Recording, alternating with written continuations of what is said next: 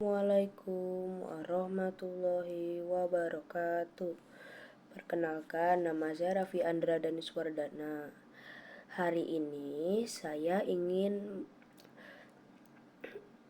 mempresentasikan materi PPKN yang berjudul Mengenal Lingkungan Sekitar.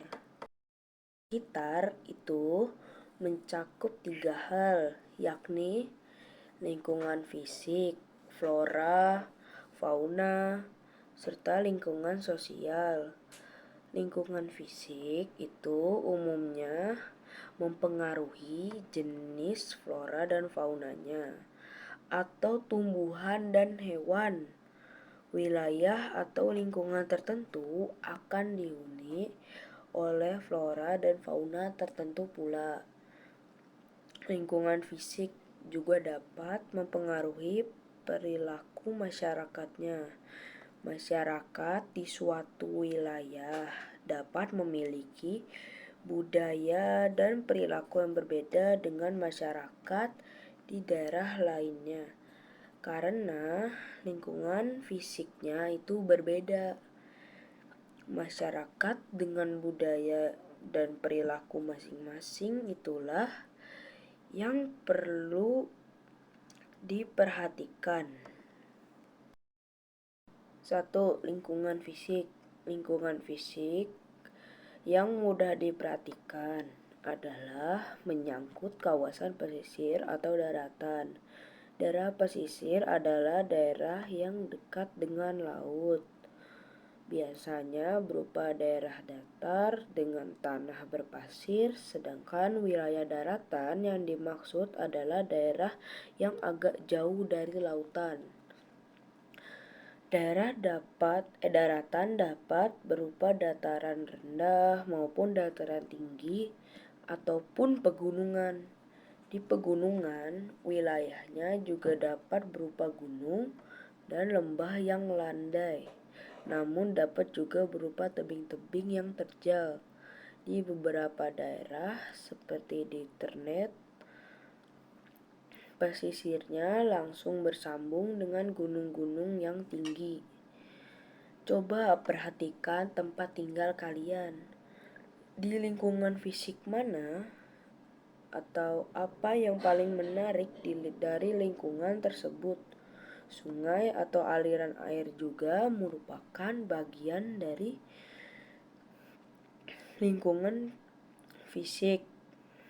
Ada yang berupa sungai berbatu, ada juga yang berupa sungai atau saluran air yang tenang. Sebagian daerah malah punya mata air dan air terjun. Terkadang kita juga ada hal yang khusus lain yang menarik, seperti jenis batu-batuannya. Ada daerah yang memiliki batu besar yang berbentuk tertentu, seperti di Belitung, Provinsi Bangka Belitung, serta di Natuna, Kepulauan Riau. Terdapat batu-batu besar di pantai yang menarik perhatian. Di Purwodadi, Jawa Tengah, ada tempat lumpur panas yang meletup terus-menerus. Ada daerah yang juga punya tempat api muncul dari tanah, seperti di Pamekasan atau Madura maupun Sungai Siring atau Samarinda.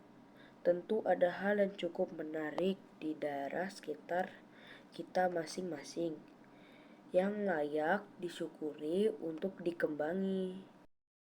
Flora dan fauna. Perhatikan juga jenis-jenis tumbuhan dan hewan di sekitar daerahmu. Adakah yang menarik untuk diperhatikan? Ada daerah yang dekat dengan hutan, dengan perkebunan, dengan sawah, ataupun taman. Apa pohon-pohon yang paling banyak di sana? Adakah jenis pohon tertentu yang menarik untuk diperhatikan? Di pantai selatan Jogja, daun-daun pohon cemara laut membentuk lorong semacam gua. Daerah itu lalu dikenal sebagai Gua Cemara. Ada daerah yang memiliki pohon beringin putih. Beringin dalam bahasa Jawa adalah ringin. Maka daerah itu disebut ringin putih. Tentu ada yang unik di setiap daerah. Jenis bunga di berbagai daerah bisa berbeda-beda.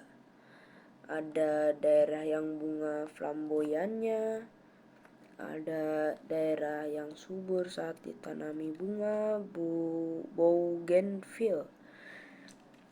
Ada desa yang mengembangkan kebun mawar. Setiap jenis bunga itu dapat memberi keunikan pada masing-masing daerah. Jenis-jenis hewan juga dapat menjadi ciri suatu daerah. Misalkan ikan bilis. Ikan bilis itu hanya dikenal di beberapa tempat saja, seperti di Danau Singkarak atau di daerah Sumatera Barat. Ikan pesut. Ikan pesut adalah ikan yang menjadi ciri khas Sungai Mahakam atau Kalimantan Timur. Jalak putih ada di Bali. Lalu di beberapa tempat ada serangga khas. Misalkan daerah Batimurung, Sulawesi Selatan, terkenal dengan banyaknya kupu-kupu di daerahnya. Bukan